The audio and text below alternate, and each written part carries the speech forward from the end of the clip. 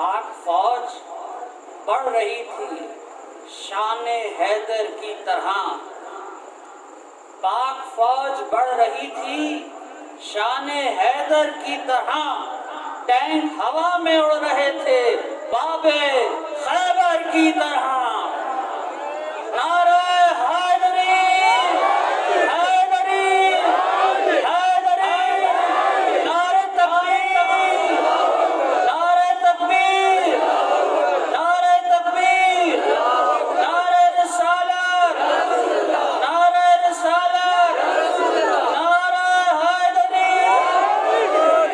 اعوذ باللہ من الشیطان الرجیم، بسم اللہ الرحمن الرحیم۔ الصلاة والسلام علی سید الانبیاء والمرسلین، خاتم لما سبق والفاتح لمن غلق، المؤمن الحق بالحق ابو القاسم محمد اللہم صلی علی محمد اہل بیتہ الطیبین الطاہرین المعصومین المنتجبین المظلومین الذین اذهب اللہ عنہم الرجس وطہرہم تطہیرا۔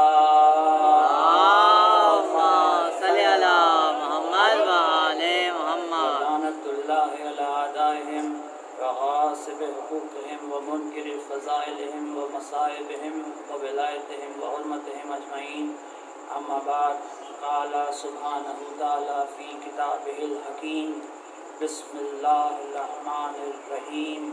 اللہ ولی الذین آمنوا یخرجہم من الظلمات الی النور، الذین کفروا اولئک هم الطاغوت یخرجہم من النور الی الظلمات اولئک اصحاب النار هم فیہا خالدون۔ درود پر محمد و آل محمد۔ اللہم صلی علی محمد وآل محمد۔ عزیزان گرامی، آج مجھے اپنی طرف سے کوئی بات نہیں کرنی، وعدے کے مطابق جو میں نے آپ سے بات کی تھی وہ یہ ہے کہ آج کی مجلس میں مجھے صرف مولا علی کی کچھ وصیتیں آپ تک پہنچانی، اور یہ فریضہ ادا کر کے میں آپ سے اجازت چاہوں گا، کیونکہ آج کی مجلس میں دو علمداروں کا ذکر ہے۔ ایک علمدار محمد رسول اللہ کا علمدار، دوسرا حسین ابن علی کا علمدار۔ تو بس آج علمداروں کا ذکر ہے، اور آج ہم صرف یہ دیکھنا چاہتے ہیں، اپنی جو ہمارا موضوع ہے توحید و ولایت، ہم صرف یہ دیکھنا چاہتے ہیں کہ مولا علی کی نظر میں اور مولا علی کے کلام کے مطابق اللہ کے رسول محمد مصطفیٰ صلی اللہ علیہ وآلہ وسلم کس طرح کا معاشرہ دیکھنا چاہتے تھے۔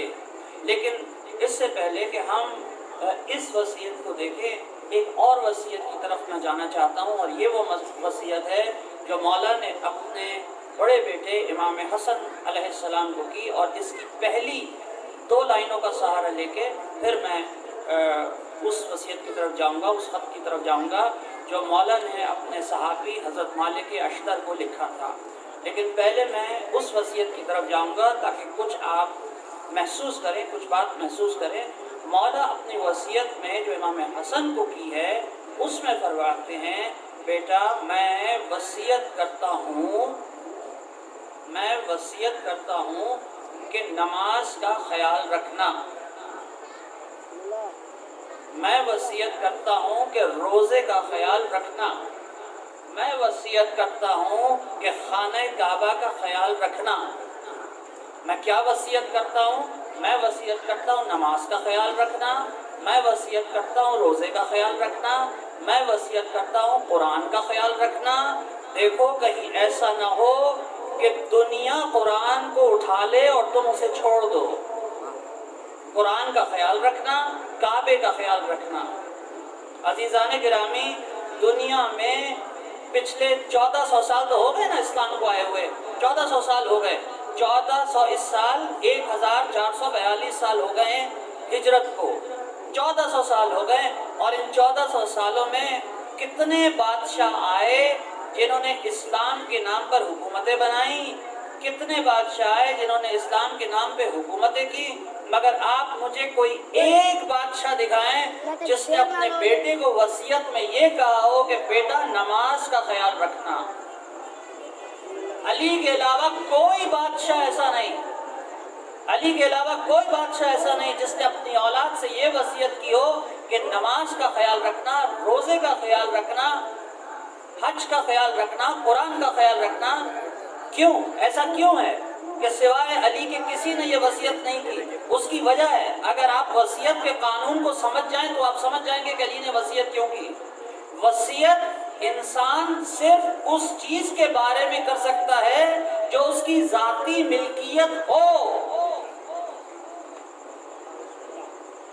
پتہ نہیں میری بات پہنچی نہیں پہنچی؟ وصیت صرف اس چیز کے بارے میں ہو سکتی ہے جو انسان کی ذاتی ملکیت ہو۔ نماز لوگوں نے پڑھی ضرور، ان کے گھر میں آئی نہیں تھی۔ واہ واہ واہ، قرآن لوگوں نے پڑھا ضرور، ان کے گھر میں آیا نہیں تھا۔ کعبے کا لوگ جا کے حج ضرور کرتے ہیں، کعبے میں کوئی رشتہ دار کسی کا کبھی آیا نہیں۔ واہ،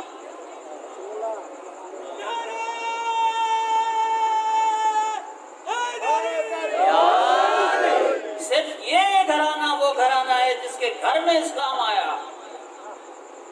چیز جس کے گھر کی ہوتی ہے اسی کو اس کا درد ہوتا ہے، اور جس کا درد ہو اسی کے بارے میں وصیت کی جاتی ہے۔ درود پڑھے محمد والے محمد پر۔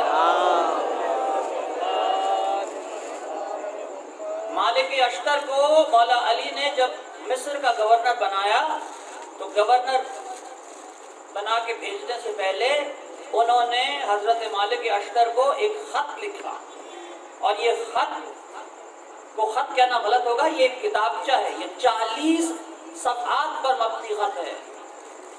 اور اس خط میں مولا علی فرماتے ہیں کہ مالک اشتر، میں تمہیں بتا رہا ہوں کہ جب تم وہاں جاؤ گے تو تمہیں کس طرح حکومت کرنی ہے۔ یہ وہ احکامات ہیں جو رسول خدا چاہتے تھے کہ ہر گورنر، ہر حکمران جو مسلمان ہے وہ رائج کرے اپنے اوپر۔ اب مولا علی کہتے ہیں، سنیے مولا علی کے جملے، بسم اللہ الرحمن الرحیم۔ یہ خط کس کی طرف سے ہے؟ یہ خط فاتح خیبر کی طرف سے نہیں ہے۔ مولا علی اپنا تعارف کس طرح اس خط میں کرا رہے ہیں؟ کون لکھ رہا ہے یہ خط؟ یہ خط فاتح خیبر کی طرف سے نہیں ہے، یہ خط فاتح بدر و حنین کی طرف سے نہیں ہے، یہ خط وصی رسول اللہ کی طرف سے نہیں ہے، یہ خط ولی اللہ کی طرف سے نہیں ہے، یہ خط مولا کائنات کی طرف سے نہیں ہے۔ مولا کہتے ہیں یہ خط اللہ کے ایک بندے علی ابن ابی طالب کی طرف سے ہے۔ یعنی علی کو جس منصب پر اور جس عہدے پر اور جس بات پر سب سے زیادہ فخر ہے وہ یہ ہے کہ میں تیرا بندہ ہوں۔ اللہم صلی علی محمد وعلی محمد۔ ظاہر پورے خط کو بتانا اس وقت میرے لیے ممکن نہیں ہے، دامن وقت میں گنجائش بھی بہت ہی کم رہ گئی ہے، تو جو اہم باتیں اس کی ہیں وہ میں بتا کے اور آپ سے اجازت دوں گا۔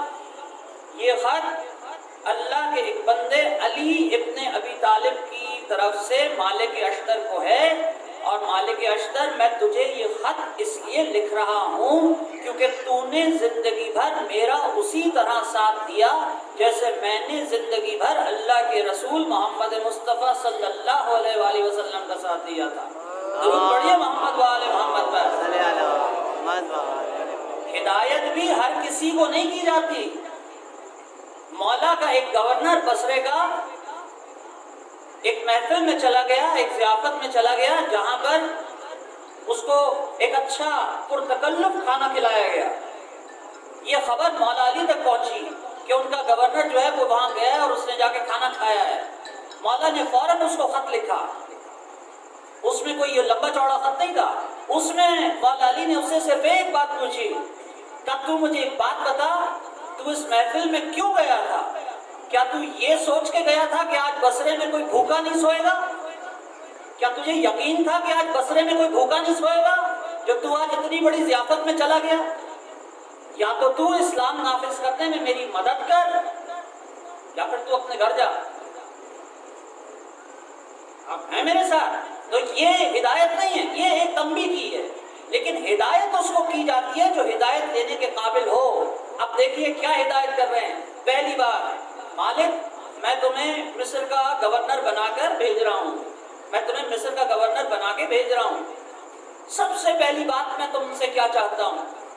سب سے پہلی بات میں تم سے یہ چاہتا ہوں کہ کہیں حکومتی امور کی وجہ سے یہ نہ ہو کہ تم اللہ کی عبادت سے غافل ہو جاؤ۔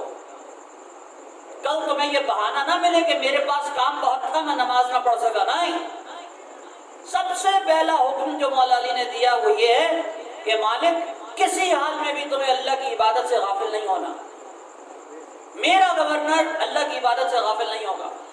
اور اس کے ساتھ ہی دوسرا حکم کہ مالک میں تمہیں حکم دیتا ہوں کہ تم حکومت اللہ کے حکم کے مطابق کرو گے اور قرآن اور اللہ کے نبی کی سنت پر عمل کرو گے۔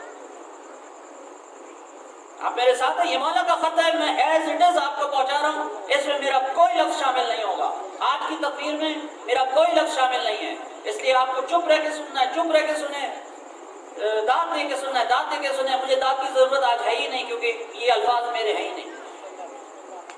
مالک میں تمہیں حکم دے رہا ہوں کہ تم حکومت قرآن اور اللہ کے نبی کی سنت کے مطابق کرو۔ پہلا حکم مولا نے دیا۔ اور مالک میرا دوسرا حکم سنو، میرا دوسرا حکم تمہارے لیے یہ ہے کہ اپنے ذہن سے، اپنی زبان سے، اپنے دل سے اور اپنے ہاتھ سے تم ہمیشہ اپنی رعایا کی مدد کرتے رہو گے۔ چار چیزیں حاکم کے پاس ہیں، یہ مولا علی کی ہے، مجھے نہیں پتا کہ کیا ہے، میں کیا جانوں۔ مولا علی کہہ رہے ہیں چار چیزیں حاکم کے پاس ہوتی ہیں، اس کا دل ہے، اس کا ذہن ہے، اس کی زبان ہے، اس کے ہاتھ ہیں۔ یہ چاروں چیزوں سے تم اپنی رعایا کی مدد کرتے رہو گے۔ اس کے بعد تیسرا حکم دے رہا ہوں، تیسرا حکم میرا یہ ہے مالک کہ ہمیشہ تم اپنی خواہشات پر قابو رکھو گے، کیونکہ حاکم بننے کے بعد تمہارے پاس اختیار آ جائے گا، تمہیں روکنے والا کوئی نہیں ہے۔ مالک اپنی خواہشات پر قابو رکھنا، کیونکہ جو اپنی خواہشات پہ قابو نہیں رکھتا، جو اپنی خواہشات پہ قابو نہیں رکھتا، وہ دنیا میں بدنام ہو جاتا ہے اور آخرت میں تباہ ہو جاتا ہے۔ یہ مولا کے الفاظ۔ مالک اپنی خواہشات پہ قابو رکھنا بہت ضروری ہے، نہیں رکھو گے تو یہ تمہارا انجام ہے، دنیا میں بدنام، آخرت میں برباد۔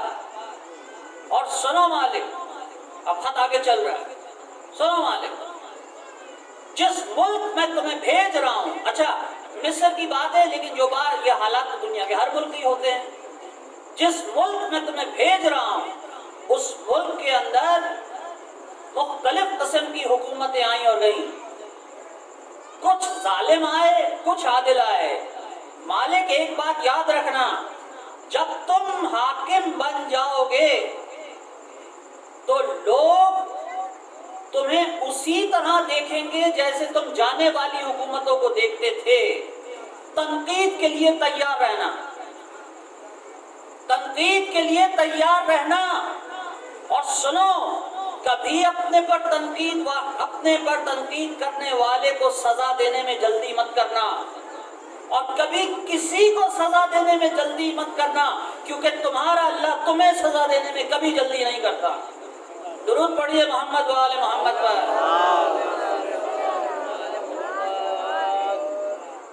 تمہارا اللہ تمہیں سزا دینے میں کبھی جلدی نہیں کرتا، اس لیے تم بھی لوگوں کو سزا دینے میں جلدی نہیں کرنا۔ اور سنو مالک، سنو، اپنی رعایا کے اوپر وحشی جانور بن کے جھپٹنا مت، کبھی اس بات سے خوش مت ہونا کہ تمہاری رعایا تم سے ڈر رہی ہے، نہیں۔ اور تمہاری رعایا کے اندر دو قسم کے لوگ ہیں، رعایا دو قسم کی ہوتی ہے، تمہاری رعایا کے اندر دو قسم کے لوگ۔ کون سے دو قسم کے لوگ ہیں؟ ایک وہ جو مذہب میں تمہارے بھائی ہیں، ایک وہ جن کا مذہب وہی ہے جو تمہارا مذہب ہے، یہ وہ لوگ ہیں جو مذہب میں تمہارے بھائی ہیں، دوسرے وہ لوگ ہیں جن کا مذہب تمہارا مذہب نہیں ہے، وہ انسانیت میں تمہارے بھائی ہیں۔ تمہارے دو بھائی ہیں، ایک وہ جو مذہب میں تمہارا بھائی ہے، ایک وہ جو انسان ہونے کی حیثیت میں تمہارا بھائی ہے۔ اب تم حکمران ہو، اب تمہیں یہ نہیں دیکھنا کہ مسلمان کون ہے، غیر مسلم کون ہے، تمہارے قبیلے کا کون ہے، تمہارے قبیلے کے باہر کا کون، نہیں۔ مولا نے کہا دو قسم کے بھائی ہیں، ایک وہ بھائی ہے جو مذہب میں تمہارا بھائی ہے، دوسرا وہ بھائی ہے جو انسانیت میں تمہارا بھائی ہے۔ اور پھر کہتے ہیں دیکھو مالک، ان دونوں کی کمزوریاں ایک سی ہوتی ہیں، مسلمان ہو یا غیر مسلم، رعایا ہے، عام آدمی ہے، دونوں میں کمزوریاں ہو سکتی ہیں، تمہیں دونوں کا خیال برابر رکھنا ہے۔ اور مالک اس کے بعد فرماتے ہیں، مالک ایک بات سمجھ لو، ایک بات سمجھ لو، وہ لوگ جو حکومت ملنے کے بعد اللہ سے جنگ شروع کر دیں، وہ لوگ جو حکومت ملنے کے بعد اللہ سے جنگ شروع کر دیں، وہ کبھی اللہ کے غضب سے نہیں بچتے۔ ایک ایک جملہ سونے میں تولنے کے قابل ہے، سونے میں تولنے۔ وہ لوگ جو حکومت ملنے کے بعد اللہ سے جنگ پہ آمادہ ہو جائیں، وہ کبھی اللہ کے غضب سے نہیں بچتے۔ اور سن لو مالک، وہ حکمران جو اپنی رعایا پہ ظلم کرتے ہیں، وہ اللہ سے اعلان جنگ کرتے ہیں۔ میں نے اللہ کے رسول سے سنا ہے کہ وہ لوگ جو اپنی رعایا پہ ظلم کرتے ہیں، وہ اللہ سے جنگ کا اعلان کرتے ہیں۔ اور اس جنگ میں بتانے کی ضرورت نہیں کہ جیت کس کی ہوگی۔ اور سنو مالک، یہ نہ ہو، میں نہ سنوں کہ حکومت ملنے کے بعد تم اپنے رشتہ داروں کو زمینیں بانٹتے پھر رہے ہو۔ یہ خط کا متن ہے، میں کچھ نہیں کہہ رہا، میرا کوئی لفظ نہیں ہے، یہ سب خط میں لکھا ہوا ہے، یہ میں نہ سنوں۔ اور اس کے بعد مالک کو ہدایت کرتے ہیں، کہتے ہیں مالک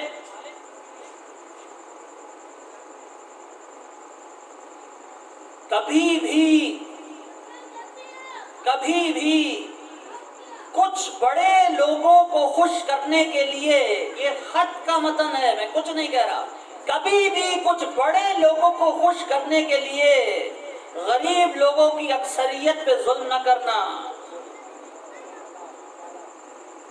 اس کی وجہ بھی بتائی ہے، وجہ بڑی خطرناک ہے۔ کبھی بھی کچھ بڑے لوگوں کو خوش کرنے کے لیے غریب عوام کی اکثریت پہ ظلم نہ کرنا، کیونکہ اکثر یہ بڑے لوگ کردار کے کمزور ہوتے ہیں۔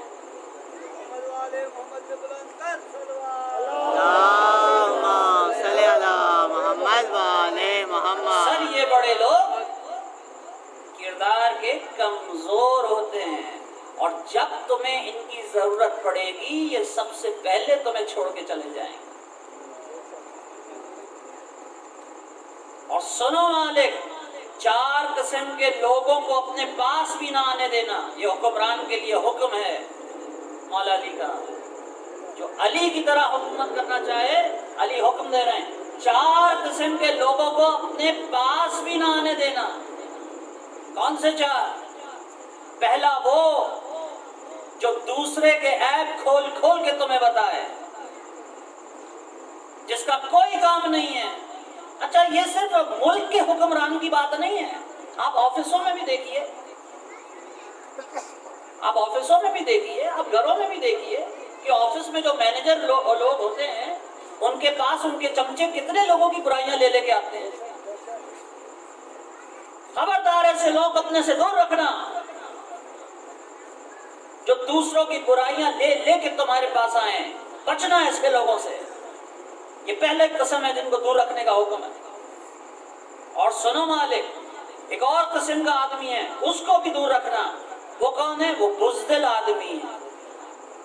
بزدل کو اپنے سے دور رکھنا. کیوں بزدل کو اپنے سے دور رکھنا؟ اس لیے کہ وہ تمہیں ہمیشہ ڈراتا رہے گا کہ اللہ کا حکم اپنی زمین پہ نافذ نہ کرو. تم عدل نافذ کرو گے بغاوت ہو جائے گی. ڈراتا رہے گا. نہیں، اس کو دور رکھو اپنے سے. کیونکہ مولا علی سے پوچھا گیا تھا، مولا تھوڑی دیر رک جائیے، حالات سازگار ہو جائیں پھر ہم عدل بھی نافذ کریں گے، ذرا تھوڑی دیر رک جائیں. مولا نے کہا ابو طالب کے بیٹے کے پاس صرف دو راستے ہیں، یا عدل یا گوشہ نشینی. ہم عصمت سے حکومت کرتے ہیں، سیاست سے نہیں. تو دوسرے آدمی کون ہے؟ بزدل. کیونکہ بزدل اللہ کا نظام لانے سے ڈرتا رہتا ہے. کہتا ہے نہیں میں عدل نافذ کروں گا، یہ ہو جائے گا، وہ نہیں. بزدل کو نہیں رکھو اپنے پاس. ایک اسے مت رکھنا جو عیب کھول کھول کے بیان کرے، دوسرا اسے مت رکھنا جو بزدل ہو. تیسرا بخیل کو اپنے پاس نہ رکھنا. بخیل سمجھتے ہیں آپ؟ کنجوس.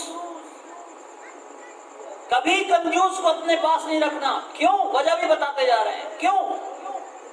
کیونکہ یہ جو کنجوس ہے، جب تم بیت المال سے لوگوں کی مدد کرنے کی کوشش کرو گے یہ کہے گا نہ دو.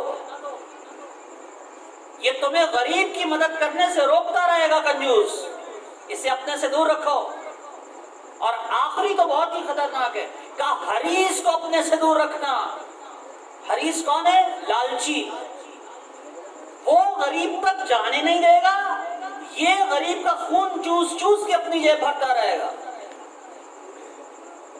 کہا ان چار سے بچنا، ان چار کو اپنی محفل میں کبھی آنے ہی مت دینا. اور کہا مالک یاد رکھنا کبھی کسی ایسے کو اپنا وزیر نہ بنانا جو ماضی میں کسی ظالم کا وزیر رہ چکا ہو. درود پڑھیے محمد والے محمد پر.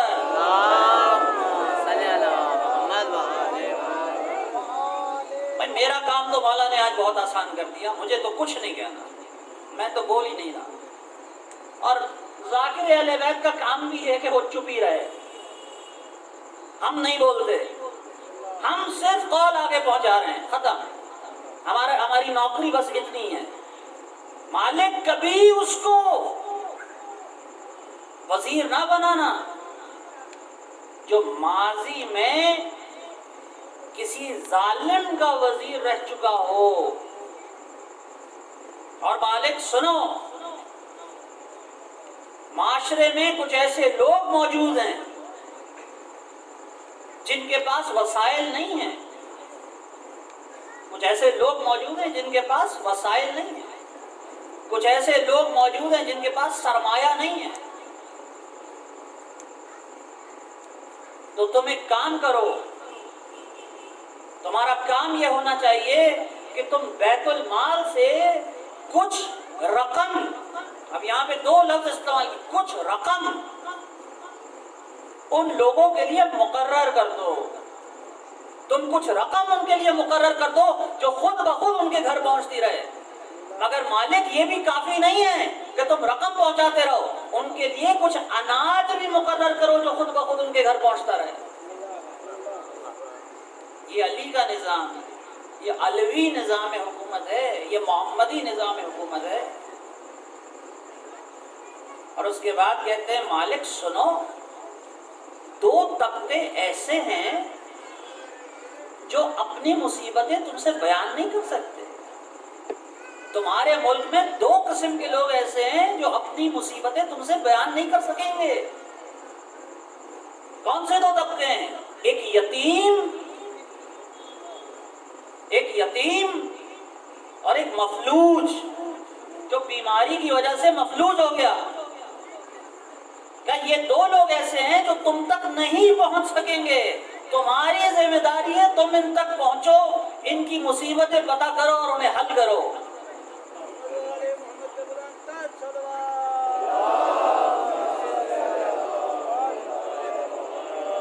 اور مالک سنو، کچہری لگایا کرو،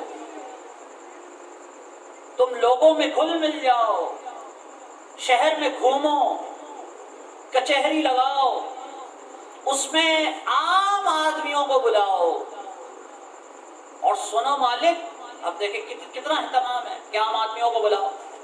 سنو مالک، جب وہ عام لوگ آ جائیں تم سے ملنے کے لیے تمہاری کچہری میں، تو اپنے فوجیوں کو حکم دو کہ وہ دور کھڑے ہو، کہیں تمہارے فوجیوں کے ڈر سے وہ اپنے مسئلے تمہیں بتانے میں کمی نہ کر دیں. ماحول ایسا پیدا کرو کہ لوگ بے تکلف ہو کے تمہیں اپنے مسئلے بتائیں. یہ علوی نظام حکومت ہے، یہ علوی نظام حکومت. لوگوں کے مسائل پتہ کرو، لوگوں کے مسائل حل کرو. اور ہاں مالک، ایک بات اور سمجھو، اگر کبھی تمہیں کوئی امن کی پیشکش کرے، اگر دشمن کبھی امن کی پیشکش کرے تو تم اسے قبول کرو، کیونکہ اللہ کے رسول نے کہا ہے کہ اگر مشرک بھی امن کی پیشکش کرے تو اسے قبول کرو. لیکن دشمن اکثر دھوکہ دینے کے لیے بھی امن کی پیشکش کرتا ہے. امن کا معاہدے پہ جب تم دستخط کر دو تو دشمن پہ نظر رکھو کہ وہ کیا کر رہا ہے. درود پڑھے محمد وآل محمد کا. بس میرے عزیزوں، میرے دوستوں، طویل خط ہے اور اس کی کچھ اہم باتیں آپ کی سماعت کی، آپ کی جو معرفت طلب سماعتیں ہیں ان کی نظر میں نے کر دی ہیں. جیسا میں نے کہا کہ مجھے آج کچھ بھی نہیں کہنا، بس میں یہ چاہوں کہ آپ ان چیزوں کو یاد رکھیں، کیونکہ مولا کی باتیں سننے کے لیے، واہ واہ کرنے کے لیے تو ہیں ہی، یعنی ہر بات زبردست، لیکن کچھ باتیں یاد بھی رکھی جائیں اور انہیں اپنی زندگی کے اندر شامل کیا جائے. کیونکہ اگر تھوڑی سی بھی یہ چیزیں زندگی میں شامل ہو گئیں تو ہم نے سب کچھ کر کے دیکھ لیا ہے. میں بڑی ذمہ داری سے بات کہہ رہا ہوں، ہم نے سب کر کے دیکھ لیا ہے. اب ایک دفعہ علی کی باتوں کو بھی مان کے دیکھو اور پھر دیکھنا زندگی کیسے تبدیل ہوتی ہے.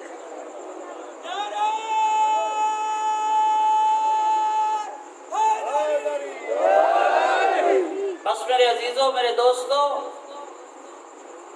یہ ایک علمدار ہے جس نے پوری زندگی اللہ کے رسول کا علم اٹھایا. علی وہ علمدار ہے جو دنیا سے لے کے آخرت تک اللہ کے رسول کا علم اٹھائے گا. آخرت میں بھی علی کے پاس ایک علم ہوگا جس کا نام ہے لواء الحمد.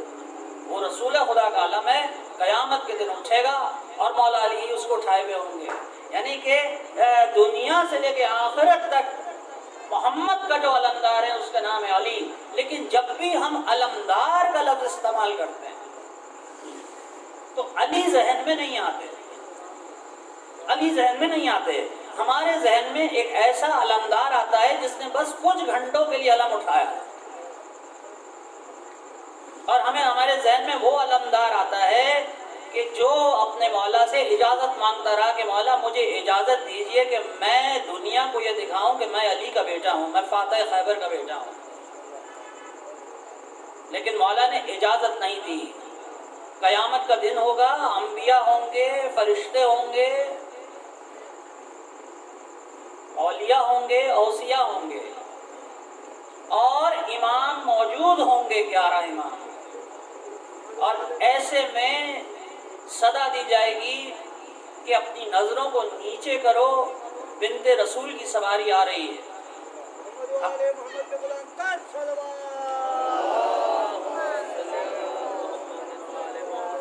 اور بنت رسول وہ ہیں جن کے کسی بیٹے کو چین سے زندہ رہنے نہیں دیا گیا.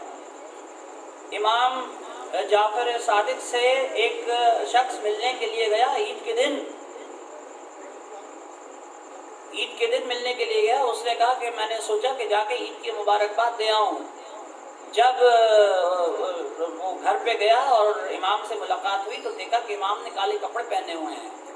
اس نے کہا مولا عید کے دن کالے کپڑے؟ تو آپ کو معلوم ہے امام جعفر صادق نے کیا جواب دیا؟ کہ اس دنیا نے اولاد زہرا کو کون سی عید بنانے دی؟ کون سی عید ہے جو اولاد زہرا کو دنیا نے منانے دی ہے؟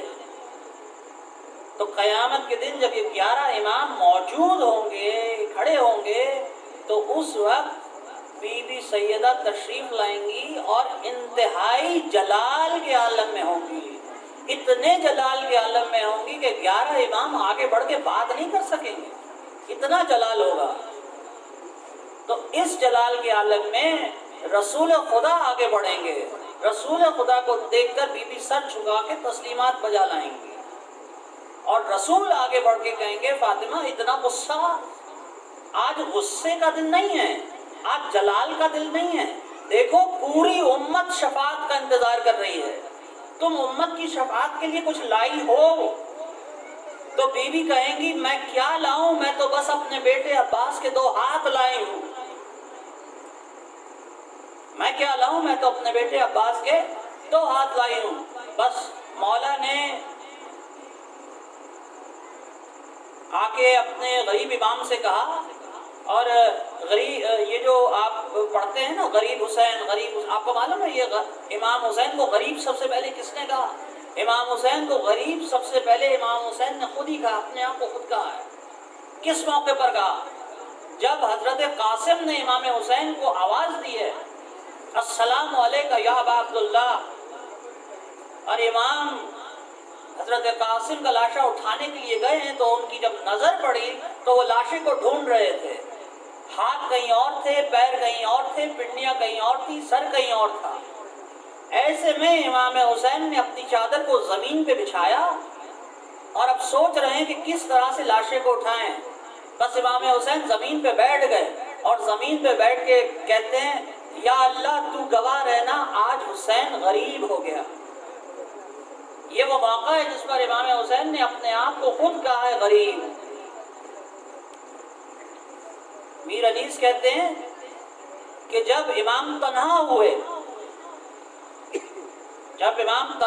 آخری وقت میں تو امام نے اپنے آپ سے کہا، امام حسین اپنے آپ سے کہہ رہے ہیں، کیا کہا؟ عباس مر گئے، عباس مر گئے، علی اکبر جدا ہوا.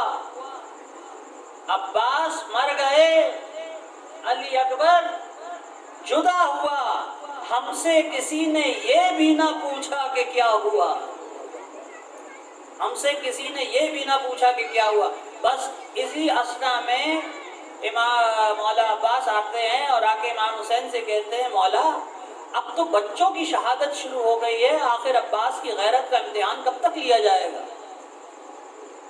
اور مولا کہتے ہیں نہیں عباس میں تمہیں کیسے اجازت دے دوں، تم تو میری فوج کے سپہ سالار ہو، میں کس طرح تمہیں اجازت دوں؟ تو مولا عباس کہتے ہیں مولا وہ لشکر اب رہا کہاں جس کا میں سپہ سالار ہوں، اب مجھے بھی اجازت دیجئے، اب میں بھی جاؤں. میں کہا اچھا تم اجازت لینا چاہتے ہو، تم ہمیں اس عمر میں ہماری کمر توڑنا ہی چاہتے ہو تو ہم تمہیں اجازت دیتے ہیں. عباس تم علم اٹھاؤ اور جاؤ، لیکن دیکھو تمہیں جنگ کی اجازت نہیں ہے، تم صرف پانی، تمہیں اتنی اجازت ہے کہ تم پانی لے کے آ سکتے ہو. ایک ٹوٹا ہوا نیزہ ہاتھ میں دیا، مولا عباس خوش ہو گئے، انہوں نے علم ہاتھ میں لیا اور علم پر مشق سکینہ کو باندھا اور علم پر لکھا ہوا تھا انا للہ و انا الیہ راجعون. مولا عباس کا جو اصل علم ہے اس پہ لکھا ہے انا للہ و انا الیہ راجعون، اور اس کے اوپر جہاں علم کا پنجہ ہم لگاتے ہیں وہاں پہ بی بی سکینہ کے مشق کو باندھا. کیوں باندھا؟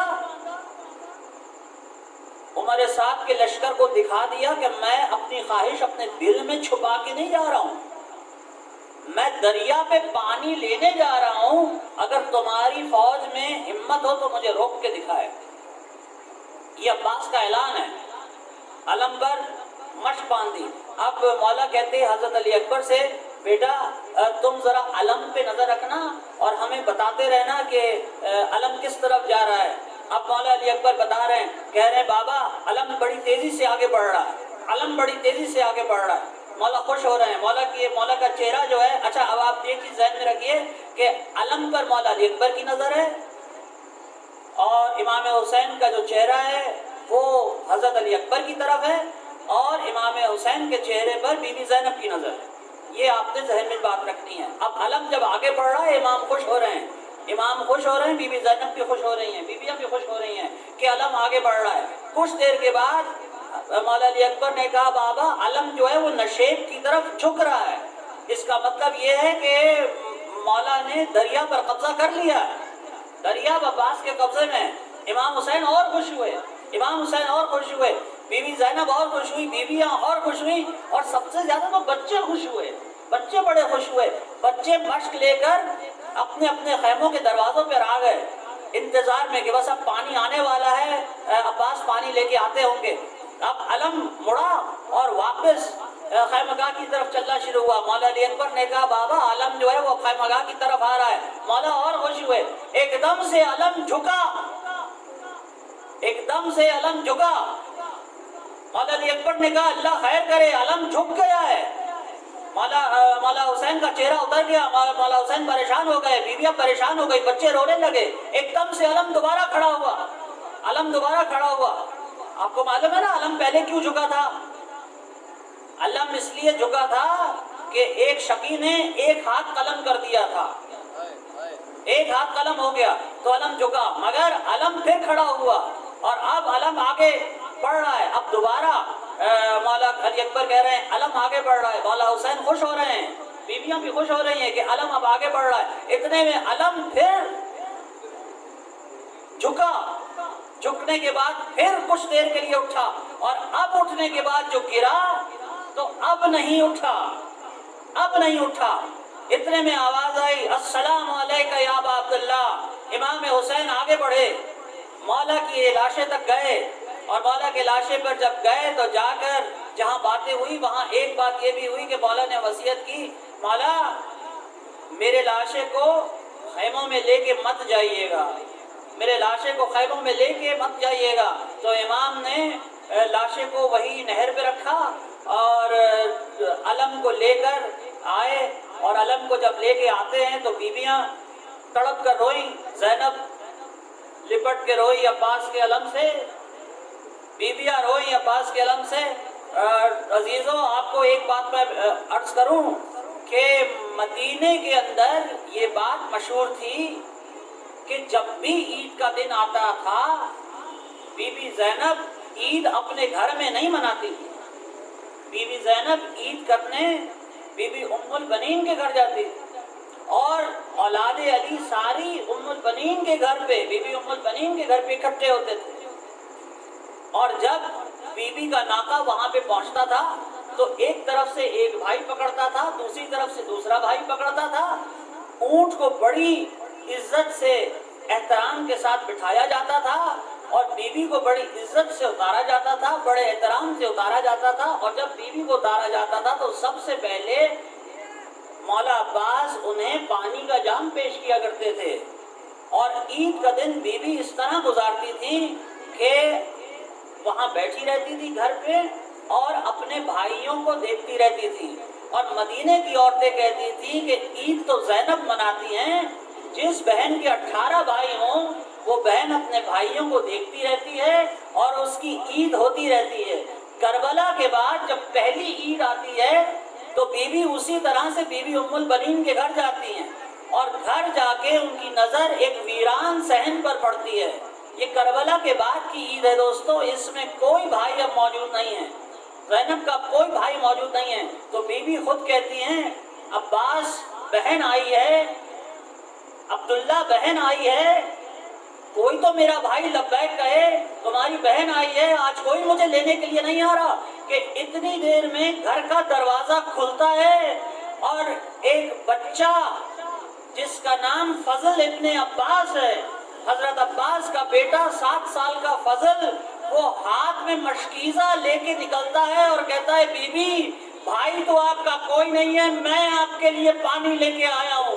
بی بی کہتی ہیں یہ فضل نہیں ہے، یہ یہ تو میرا عباس ہے، اس دن دریا پہ گیا تھا، میں آج تک انتظار کر رہی تھی۔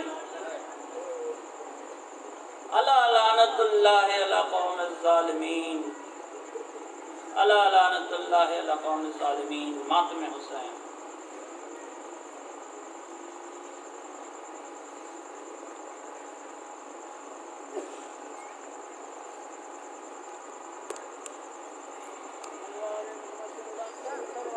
اللہم صلی علی محمد وآل محمد۔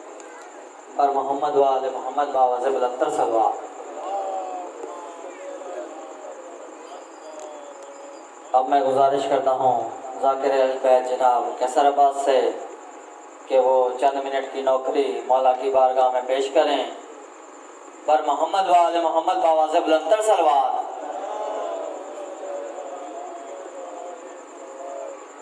اور آپ کے فوراً بعد ذاکر اہل بیت جناب وقاص صدر صاحب زیب ممبر ہوں گے اور اپنے مخصوص انداز میں ذکر محمد وآل محمد بیان فرمائیں گے۔ بر محمد وآل محمد باوضع بلندر صلوات۔ اللہم صلی علی محمد وآل محمد۔ سارے مل کے درود پڑھو۔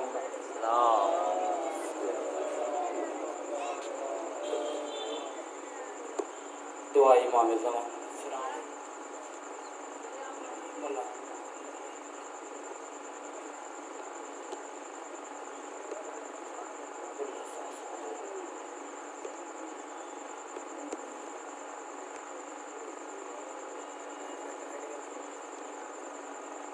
سارے مل کے درود پڑھو۔ تس تمام وزی وقار دا ٹور آیا اور بانیان دی صفحے ماتم ماں حسنین دی اپنی دربار قبول فرماوے۔ اگر کوئی مومن مشکل چی علی دیاں دہیاں دی مشکل کوئی شاہیدہ واسطہ مالک مشکل آسان فرماوے۔ اگر کوئی مومن بے گناہ قائد صدقہ والی بغداد دا مالک قائد رہا فرماوے۔ اگر کسی مومن دے رزق کمی صدقہ والی قرسان دا مالک رزق جی اضافہ فرماوے۔ اگر کوئی مومن بیمار ہے صدقہ امام سجاد بیماری دا مالک صحت الکامل عطا فرماوے۔ خاندان علی ان بطول دے بواد بلند صلوات۔